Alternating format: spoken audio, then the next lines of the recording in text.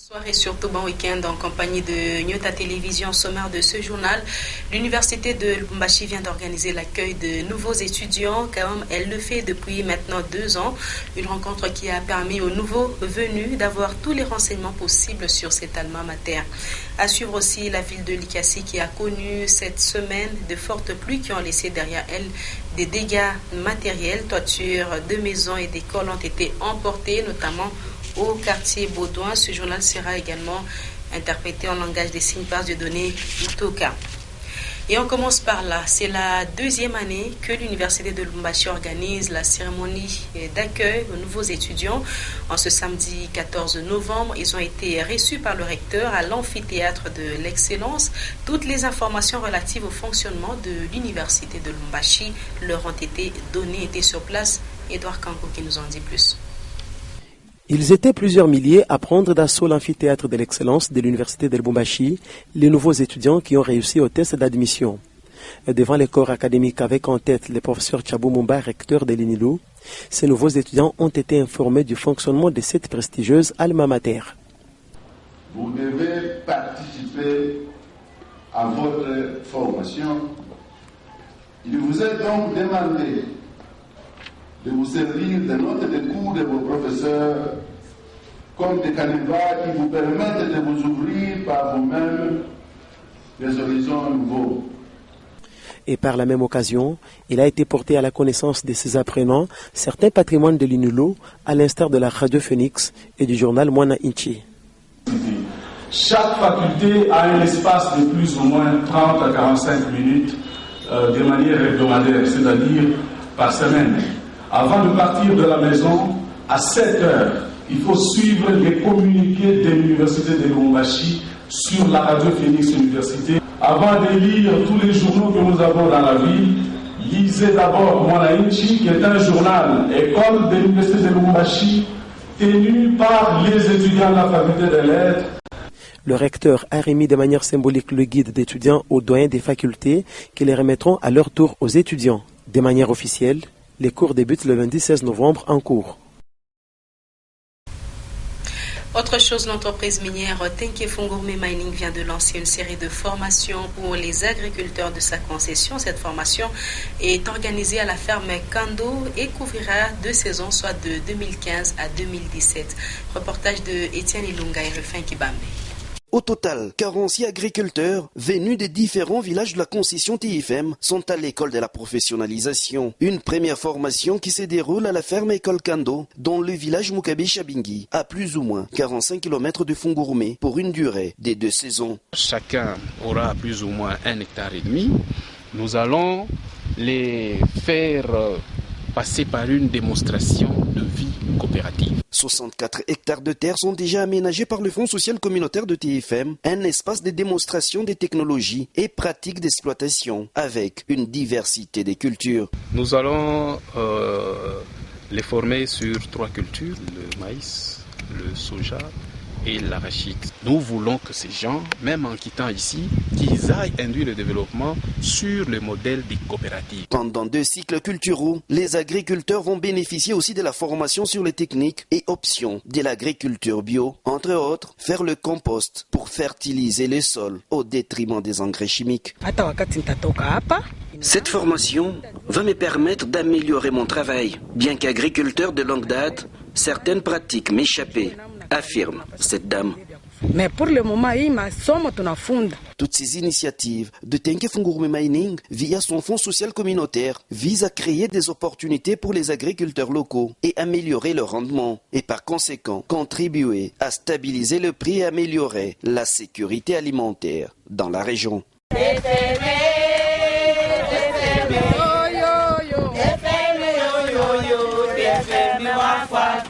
Analeta masomo, analeta kilimo, analeta nambeko, tefeme wakwafu. Voilà, de Fungourme, on s'arrête à Likasi où charpentes et toitures de bureaux, d'écoles et maisons ont été emportées par le vent et c'est le bilan des dégâts causés par la pluie qui s'est abattue cette semaine là-bas. Tombola et Baudouin sont les quartiers les plus touchés par cette pluie. Edouard Kankou, Michel Olela. La pluie torrentielle accompagnée des vents violents qui s'est abattue le lundi 9 novembre 2015 dans la ville montagneuse d'Elikassi a fait des dégâts énormes.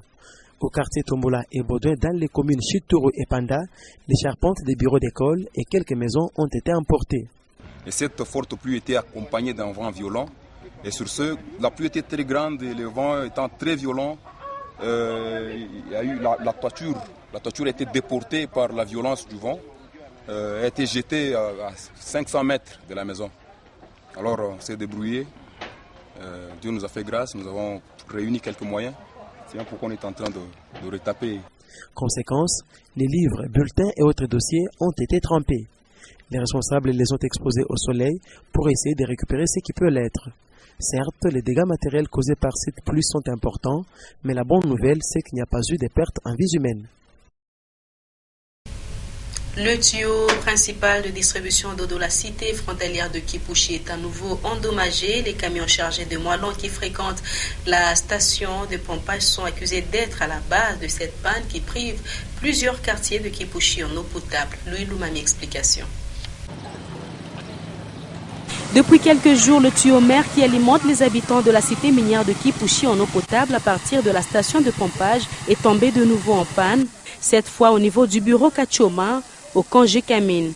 Conséquence, certains ménages ne reçoivent aucune goutte d'eau au robinet, d'autres par contre, c'est une faible pression, et ce pendant quelques heures seulement.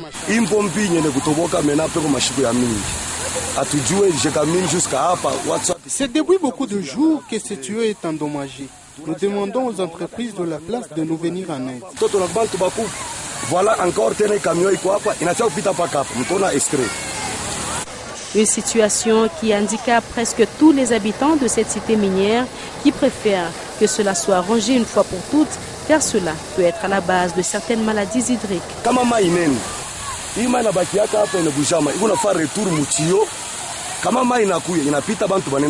Cette situation peut même nous causer des maladies, car ce tuyau prend même des eaux usées quand il y a coupure.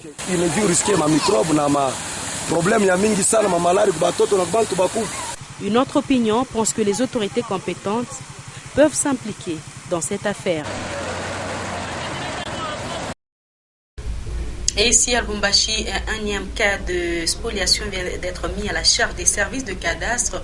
Et il s'agit cette fois-ci d'une avenue publique du quartier Golf Plateau qui vient d'être morcelée et lotie en parcelles d'habitation. Une opération qui, du coup, incommode certaines maisons d'habitation dont les sorties se trouvent quasiment bloquées. La population des alentours lance un SOS aux autorités compétentes. Nono Lando. Au registre d'abus et des dérapages à mettre sous le sombre registre des services des cadastres vient de s'inscrire en étonnante lettre un cas de violation de la servitude de l'État qui vient de laisser bouche bée les habitants du Golfe Plateau aux environs du cercle épique de Lubumbashi où tout un boulevard longeant des maisons d'habitation parallèle à la route principale Caravia vient purement et simplement d'être spolié et loti.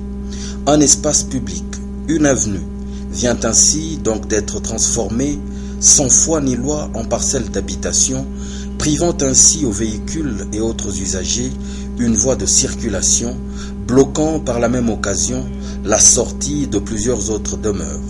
Le cri du cœur que les habitants lancent ainsi aux autorités compétentes est émouvant. Hii Lubumbashi ni mugini yetu ya kila miaka.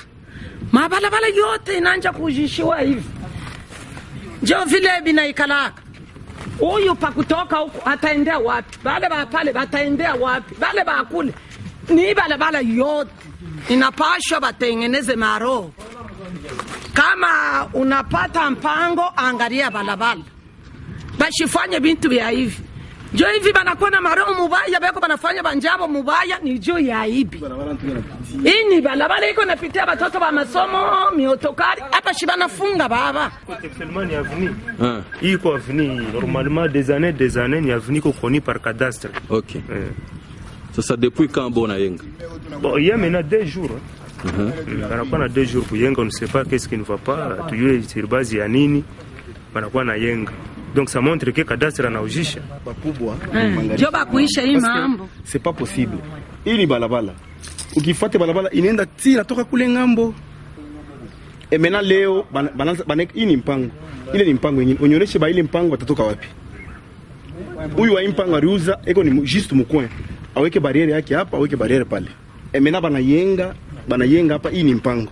Ile ingine ni mpango. Tunaomba bakubwa baweke mancho hapa hivi. Parce que pale tunasema bakubwa avant qu'il soit trop tard. Oleke shi tukuye peut-être shi population tuanze kupomona itakuwa bantu banauana, banakuwa bantu ba polisi wanza kwa kutubamba kwa bintu gani. C'est pourquoi tunaomba bakubwa baweke mancho hapa hivi. C'est pas possible parce que tunapima kuuliza benye mapango ni banani? Oh, ni ba fulani, ni ba intouchable. Est-ce que Congo inama ba intouchable? Tunashtuka tu mamolo inaanza kumwanjika tu hapo pakariti.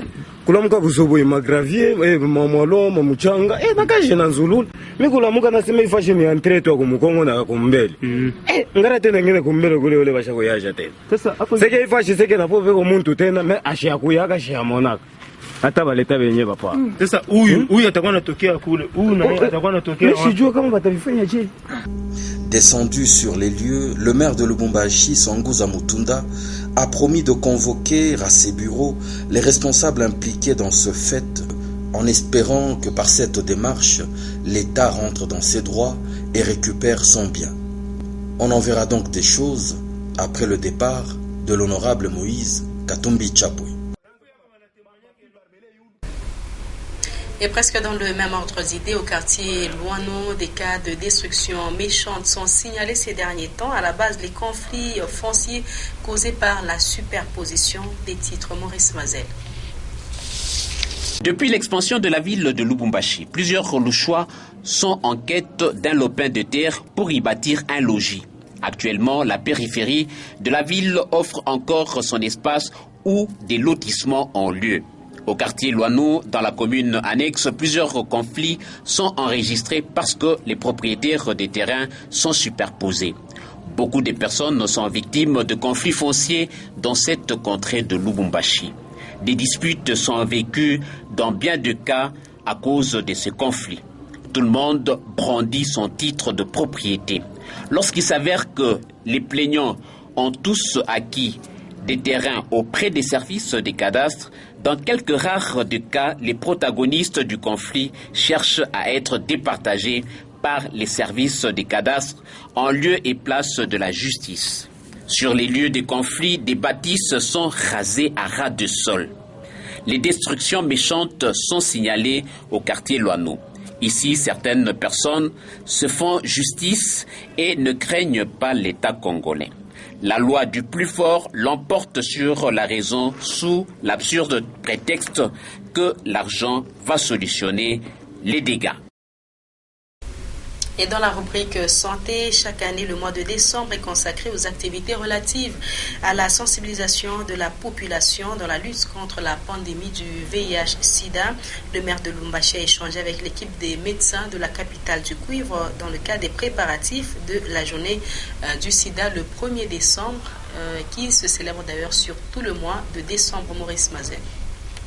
En prévision de la journée du 1er décembre relative à la lutte contre le VIH-Sida, une forte délégation des médecins était conduite à l'hôtel de ville de Lubumbashi par le docteur Ilunga Inamutombo et Léonore Miki. Le responsable au programme multisectoriel de lutte contre le sida a plaidé pour les personnes malades de la ville. L'autorité urbaine, Jean-Oscar Sanguza Mutunda, a promis d'accompagner tous les acteurs qui se dévouent jour et nuit pour lutter contre la pandémie dans sa juridiction. Chaque 1er décembre, le monde commémore la lutte contre le VIH-Sida. Donc le 1er décembre est dédié au VIH-Sida. Et comme la ville de Lubumbashi est parmi les villes qui sont les plus grandes pourvoyeuses des cas de VIH-Sida, la mairie a accepté de prendre cette responsabilité-là de lancer officiellement la journée. Sur le plan national, Lubumbashi est l'une des villes de la République démocratique du Congo qui enregistre un taux élevé du VIH-Sida.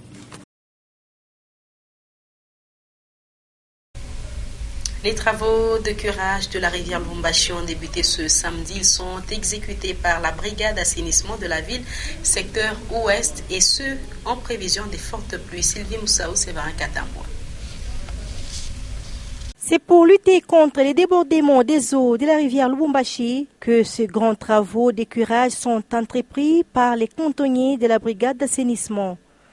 48 heures après avoir réceptionné des kits, des matériels, les différentes équipes de la brigade sont déjà à l'œuvre depuis la matinée de ce samedi 14 novembre 2015.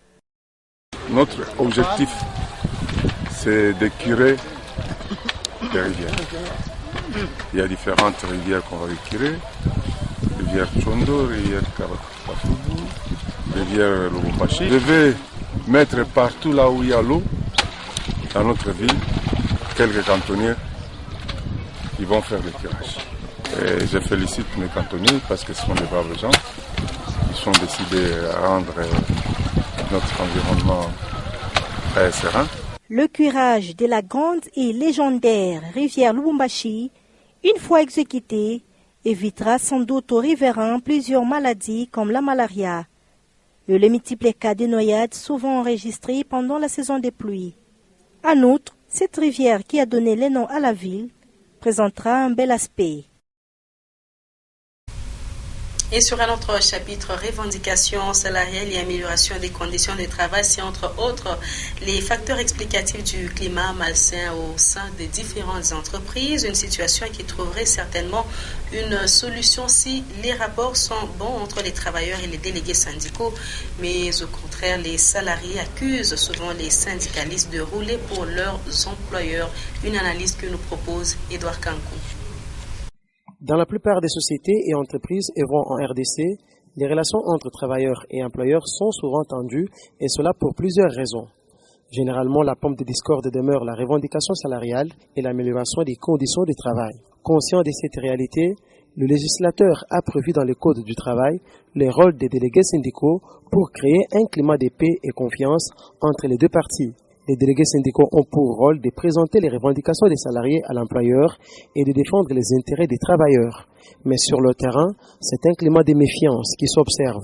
Les salariés accusent les délégués syndicaux de rouler pour l'employeur et de se détourner de leur mission principale. Et pourtant, ce sont les travailleurs qui, à travers les élections, donnent les mandats aux délégués syndicaux conformément aux dispositions de l'article 214 du Code du travail. Ce qui revient à dire qu'une fois que l'on passe du camp des salariés vers celui de la délégation syndicale, il devient alors difficile d'aller à l'encontre de la volonté de l'employeur et par conséquent, l'on sacrifie des fois les intérêts de ses anciens collègues travailleurs et salariés. C'est en sa qualité de ministre provincial de la jeunesse que Daxon Poué s'est rendu cette semaine à la Cité des Jeunes. Dans une visite guidée, le ministre Sompoué a fait la ronde de tous les compartiments pour palper les réalités, les difficultés que connaissent les jeunes durant leur formation.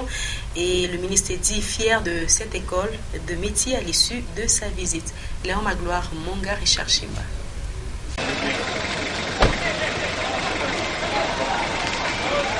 Dès son arrivée à la Cité des Jeunes, le ministre Daxon Poué a été reçu par le père Dirk, responsable de cette école de métier appartenant au père salésien de Don Bosco.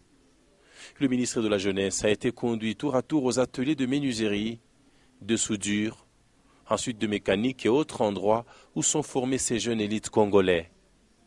Le ministre Daxon Poué était à la Cité des Jeunes pour aussi se rendre compte de ce que l'on a fait du bois que le gouvernement provincial du Katanga avait doté à la Cité des Jeunes pour la fabrication de certains meubles commandés. Vous le savez, j'espère très bien, que le gouvernement provincial du Katanga a fait des dons de bois pour la fabrication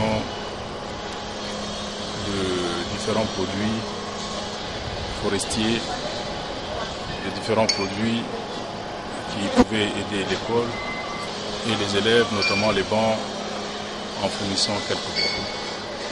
Nous sommes venus nous rassurer que le bois, effectivement, était réellement fourni. Au besoin de nous rassurer à quoi ces bois ont réellement servi. Le gouvernement provincial du Katanga a toujours sollicité les jeunes de cette grande école de métier pour plusieurs projets dans les domaines de menuiserie, mécanique, soudure et même agriculture. Madame, Monsieur, par là s'achève cette session d'information. Note pour l'essentiel avant de nous quitter. L'université de Lubumbashi vient d'organiser l'accueil de nouveaux étudiants comme elle le fait depuis maintenant 2 ans. Une rencontre qui a permis aux nouveaux venus d'avoir tous les renseignements possibles sur cet alma mater. La ville de Likasi a connu cette semaine de fortes pluies qui ont laissé derrière elles des dégâts matériels. Toitures des maisons et d'écoles ont été emportées notamment au quartier Baudouin.